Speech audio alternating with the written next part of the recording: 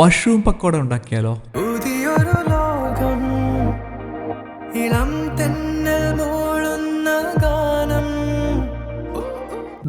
ഇതുപോലെയുള്ള ബട്ടൺ മഷ്റൂമാണ് നമുക്ക് വേണ്ടത്.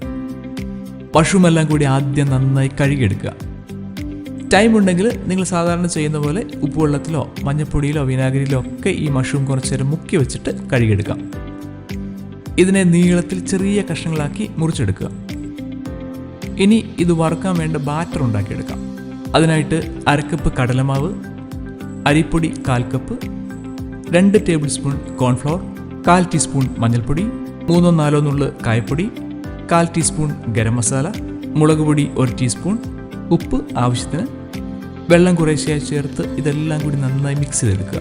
വറക്കുവാൻ തക്കവണ്ണം കൺസിസ്റ്റൻസി കിട്ടുന്ന പോലെ വെള്ളം അല്പാൽപമായി ചേർത്ത് കുഴിച്ചെടുക്കുക. എണ്ണ ചൂടായി വന്നാൽ മഷ്റൂം പീസ് ഓരോന്നായി മാവിൽ മുക്കി വറുത്തു തുടങ്ങാം.